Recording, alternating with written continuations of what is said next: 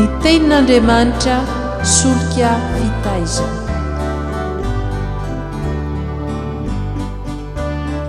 Fandaharana atolotry ny radio teny fiainana miaraka amin'ny fikambanana hira sy filazantsara.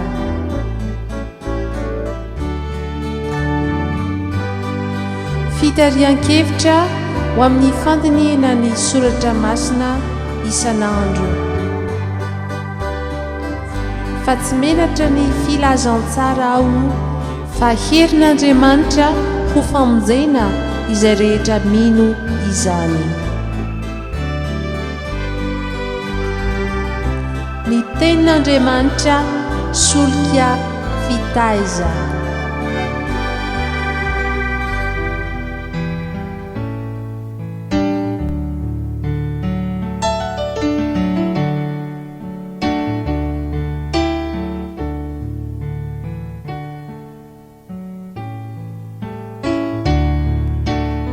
Dia fifaliana ho antsika mandrakariva riavana ny mbola azotsika miao netondray amin'ny alalan'ny fanarahana ity fandarana ny tenin'Andriamanitra solika fitaiza ity eto amin'ny radio teny fiainana.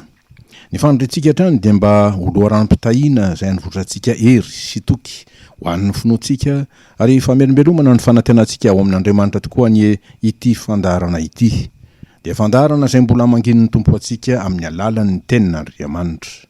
Koa dia ho tanteran'Andriamanitra amintsika indrindra ny eny famanginy antsika amin'ny alalan'ny fahatratrarantsika ny advento masina izay taom-baovao ny fiangonana dia ny fiandrandrana sy fankalazana ny fahatongavan'ny tompo eto amintsika Jesosy Kristy teny tonga nofokanonina tamintsika ary mbola tonga honina amintsika no honiny fahasoavan'Andriamanitra.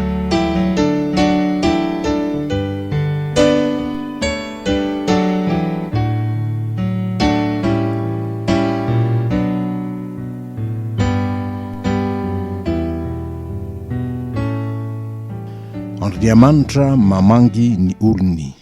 Andriamanitra mamangy ny olony. Izany tokoa no lohahevi-dehibe izay atrentsika amin'izao taom-baovaon'ny fahatongavan'Andriamanitra izao, izay manambara fa Andriamanitra tsy manadino ny olony, fa mbola tonga mamangy azy. Hatanteraka ny teny vaovao mahafaly izay nambara ny anjely tamin'ireo mpiandry ondry fa izay manao hoe amin'ny anaran'ny tompo aza matahotra, fa indro milaza teny soa mahafaly aminareo aho dia fifaliana lehibe izay ho an'ny olona rehetra fa mpamonjy no teraka ho anareo anio ao an-tanànan'i Davida dia Kristy tompo. Araka ny liko toko faharoa ny 110 izany. Mialohan'ny ny androsoantsika amin'ny fitrandrana votoatin-kevitra mikasika izao lohahevi-dehibe voatondro izao dia mamela anay riavana ampatsiahany fandaminana izay nataontsika manomboka amin'ity herinandro ity ary efa nambara tamintsika tamin'ny fandaram-potoana farany teo. Tsy noho izany fa mba nomezana fahafampo ireo avantsika izay maniry ny andre na mbola handre ny amin'ireo fandarana solika fitaiza izay efa nivoaka teto. Ary satria voafetra ho indray mandeha ao amin'ny ray andro ny fotoanan'ny fandarantsika dia ezahanay arindra hatrany ny fandefasana ireo fandaharana efa nivoaka sy ireo fandaharana vaovao izay havoaka. Koa ny votoatin'ny fandaharana amin'ity andro alatsinainy voalohany amin'ny herinandro ity dia fanolorana amintsika ny votoatin-kevitry ny perikiopa voatondro amin'ny herinandro manontolo araka ny lohahevitra sy ireo zana-dohahevitra izay voasokajy manokana ho amin'ny isan'andro.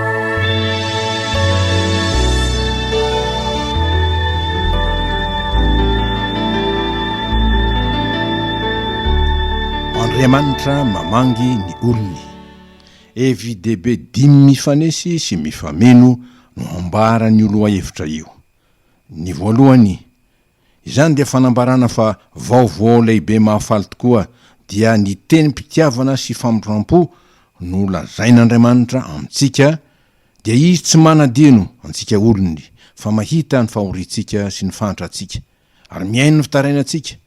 Dia toy ny nanambaranana izany fa izay raha niantso ny Mosesy izy hamonjy ny Israely olony avy amin'ny fanandevozan'ny Egiptianina azy. Hoy ny tompo tamin'ny Mosesy, ary ankehitriny indro ny fitarainany zanak'Israely dia efa mby aty amiko sady efa hitako koa ny fahoriana izay ampahorian'ny Egiptianina azy. Koa avy ankehitriny hianao iraiko ho an'ny Farao hitondra ny zanak'Israely oloko hivoaka avy any Egipta. Exodus 7:7-10.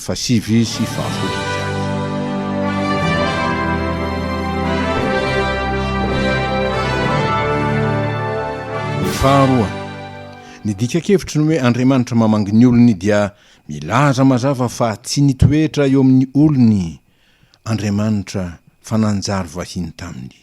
Ary ny olony dia toy ny lasa oloko ho azy satria lavitra an'Andriamanitra ary tony tsy misy an'Andriamanitra intsony.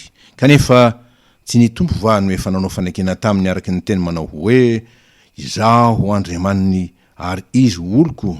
Jeremia 29:7-7. Raha ravintsika riavana ny fionandro lavika efitra roa voalohan'ny voatondro teo, dia azontsika fintinina amin'ny hoe rentsika ny vaovao mahafaly ny famonjen'Andriamanitra zay tonga hamonjy ny olony zay tafalatsaka nataon'ny fahoriana lalina no misarany amin'Andriamanitra. Ary marina indrina amin'izany ny tenin'ny mpanao salamo manao hoe fa ny indray andro ankanjanao dia tsara no ny arivo tompo. Salamo 4:20 zany. Fa eo amin'Andriamanitra tokoa ary eo amin'ny ihany no misy ny famonjena azo antoka zay mbola nampirobavana mpanao salamo hanao hoe iza no ahy any an-danitra ary tsy misy ety ambonin'ny tany iriko tahaka anao. Salamo 7:7-5.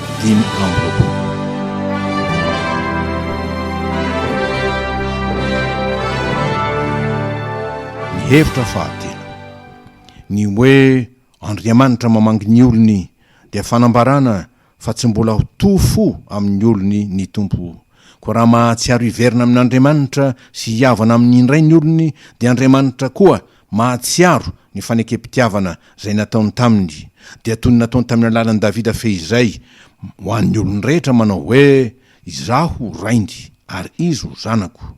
Raha manao zay meloka izy dia hanariko amin'ny tsorakazon'ny olona sy ny kapoko ny zanak'olombelona, nefa ny fandram-poko tsy mba hiala aminy. Samuela 2:4-5.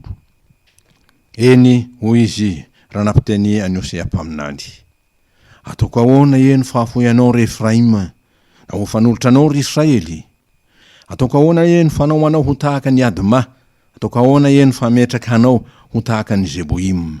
Ireo Adma sy Zeboim dia tanàna zay niara ny fahatezerana an'Andriamanitra noho izy nanito fatorana, zany hoe nanapaka ny fanekena ka nivadika tamin'Andriamanitra ary dia nandringana n'Andriamanitra tahaka ny Sodoma sy Gomora. Onena ny foko izy, mafy loatra ny alaheliko. Tsy antolo fo aho na andringana ny Efraima intsony, fa Andriamanitra fa tsy olona dia ny ray masina ao aminao ka dia tsy ho avy amin'ny pahatezerana mirehitra aho. Hosea 2:7-5.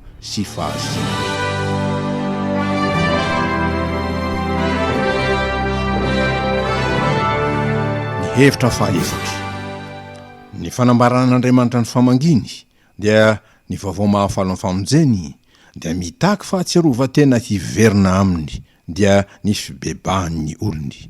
Vao ny mpaminany amin'ny anaran'ny tompo, indro ny tanan'i Jehovah tsy fohy fa mahavonjy ary ny sofiny tsy lalo-dalovina fa mahare. Fa ny heloka reo no hevitra mampisaraka anareo amin'Andriamanitra reo ary ny fahontanareo no mampiafina ny tavany aminareo ka dia tsy miaino izy. Isaia 7:15 zany. Koa ny fibebahan'ny olon'Andriamanitra dia midika ho fandaozany ny ratsy fanao dia ny fanaovana veloma sy fanapahana ny famatorana ny zigoan'ny faharatsiny zany. Ary miaraka amin'izany ny fanavaozana ny fihavanana amin'Andriamanitra sy ny fanoloran-tena hanombo azy sy hitandrina ny didiny ary hanaiky ny fitarihany sy handeha ary hanao araka ny sitrapony. Tsy inona izany fa ny fanekena azy ho tompo sy mpamonjy tokoa, ary tsy misy tompo na mpamonjy hafa zay ekeny. Ary zany raha teo ny marina araka ny fanambaran'ny teny sy ny didiny manao hoe aza manan'Andriamanitra hafa hoy ny tompo fa izaho.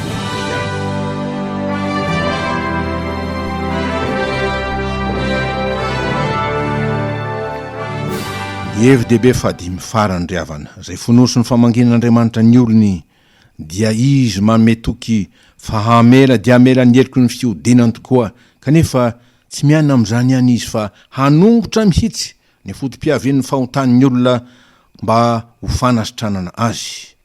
hoy izy: miverena ny ianao ry zaza-piodina fa osotraniko ny fiodinanareo.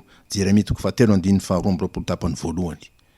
Ny fanasitranana zay omen'Andriamanitra dia ny fanavaoza ny tanteraka ny olony, araky ny teny manao hoe: dia ho fafako rano madio ianareo ka hadio.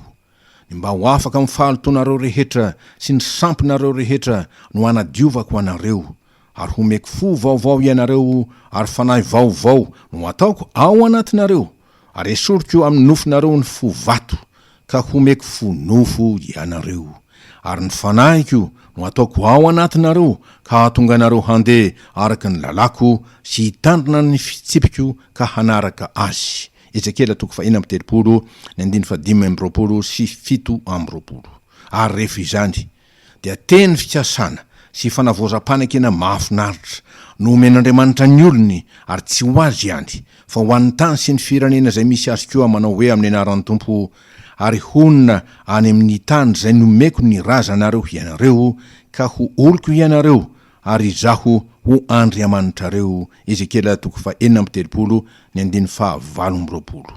Mampandinika antsika indrindra ary mamelona ny fanantenana sy toky ao anatsika izany, fa efa nomeny Tompo atsika ny tany zay petrahantsika dia ny tany razantsika, araky ny teniny hoe efa nifidy azy aho. Izany rabangona riavana no lalam-pamonjena zay soritin'Andriamanitra amin'ny alalan'ny famanginy olony, ka ahitantsika ny firinina an'ireo zanady ho hevitra zay voatondro mba halalintsika isan'andro.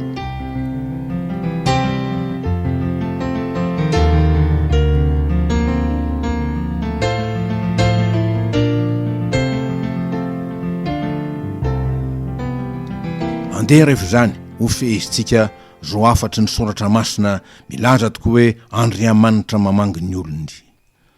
Hoy ny soratra masina ho antsika amin'izao vanim-potoana famangin'Andriamanitra izao amin'ny anaran'ny Tompo: mitadiava ny Jehova dia ny mbola hita izy, miantso azy dia ny mbola akaiky izy.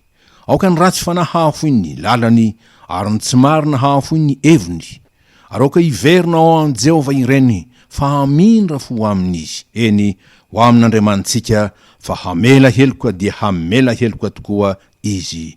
Isaia 5:5-7 izany.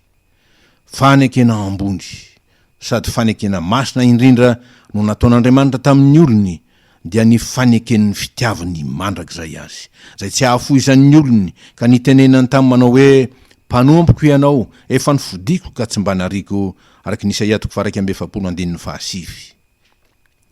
Nataon'Andriamanitra ho an'ny olony tokoa ny famanginy riavana, kanefa tsy ho azy ihany fa ho an'izao tontolo zao koa zay tiany ho vonjena, mba hatanteraka ny teny fikasana zay nomeny manao hoe amin'ny anaran'ny Tompo: efa nanendry ianao ho fahazavan'ny jentilisa aho, mba ho famonjena hatrany amin'ny farany tany ianao. Isaia 7:7. Dia teny zay manambara mialoha ny amin'ny atongavan'i Jesosy tokoa mamangy sy mamonjy ny olona. Raha tsy nitsaraitsika isan'andro ny fibanjinana io loi FDB ny famangin'Andriamanitra ny olona io, dia toy izao manaraka izao: ny alatsinainy 7 Novambra zany, ty andro ity, Andriamanitra manantanteraka ny teny fikasany, koa dia sambatra ianao zay nino, fa efainy zay zavatra nampilazain'ny Tompo taminao, araka ny liko 1:5-7. Ny talata 2 Desambra, ary dia tonga mamangy ny olony tokoa ny Tompo mba hitondra sanatry tsy fanameloana, fa hitory fihavanana, satria mpanjaka ny fiadanana izy, ary indrindra mpanjaka ny fitiavana. Dia hoy izy: lazao amizino zanakavavy, indro ny mpanjakanao avy ho anao. Matitoko 2:25. Ny andro alarobia 2 Desambra, ny famangin'Andriamanitra dia ny fanamposahany voninahiny zay mandroka sy mandevona ny haizina zay itoeran'ny olony, araka ny voasoratra hoe: ny olona zay mandeha amin'ny maizina dia mahita mazava lehibe. Isaia 7:1 zany. Ary tsy inona mazava lehibe zay hitanio fa Jesosy Kristy zay fahazavan'izao tontolo izao, araky ny Jaona 4:2. Ny alakamisy 3 Desambra ny milaza fa mba tsy haverin'ny olona ary mba tsy hiverenany olon'Andriamanitra amin'ny lalam-paratsy iny, dia havaozon'Andriamanitra ny fanekeny aminy manao hoe amin'ny anaran'ny Tompo: izaho Andriamaniny ary izy ho oloko, zaho ho rainy ary izy ho zanako lahy sy ho zanako vavy. Ny zoma 4 Desambra dia miomana isika andray ty mpanjaka tonga hamangy atsika ity, ary andray azy amin'ny fitafiana sahaza azy dia izy raisitsika amin'ny finoana ary amin'ny finoanan' Jesosy Kristy Tompo. Araky ny voasoratra hoe fahitafio Jesosy Kristy Tompo ary aza miany amin'ny nofo ahatanteraka ny filany. Romanina 7:10 milaza zany fa fety masina satria fetin'Andriamanitra ny famangin'ny olony. De mitandrina antsika tsy mba hanon'izany ho fetin'ny kibo fa matoky omen'Andriamanitra ny hanina sahaza mba hankalazantsika ny fahatongavany dia izy mamangy atsika. Ho famaranana ny herinandro dia minoto koa fa tonga ny mpanjaka avo antsika, mpanjaka sady mpamonjy mandrakizay, tonga ho asy ho anao, zany ny antony atongavany. Dia atanteraka ny filazantsara masina voalaza amin'ny Jona 7:9 avakitsika indray amin'ny anaran'i Jesosy Tompo manao hoe fa toy izao no nitiavan'Andriamanitra izao tontolo izao nomeny ny zanany lahitokana mba tsy ho very zay rehetra mino azy fa hanana fiainana mandrakizay. Ho voninahitr'Andriamanitra raitsika amin'ny alalan'i Jesosy Kristy Tompo sady mpamonjy atsika, dia Jesosy Kristy mpamonjy izao tontolo izao. Amen.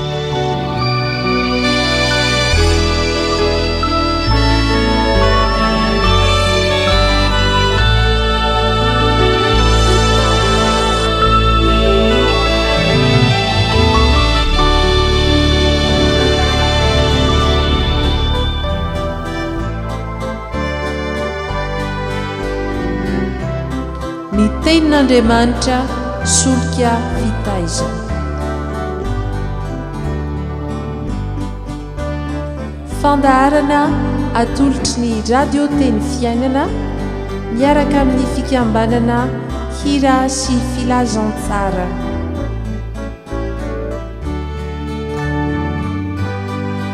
Fitarian-kevitra ho amin'ny fandiniana ny soratra masina isan'andro. Fa tsy menatra ny filazantsara ao fa herin'Andriamanitra ho famonjena izay rehetra mino izany. Ny tenin'Andriamanitra solika fitaizana.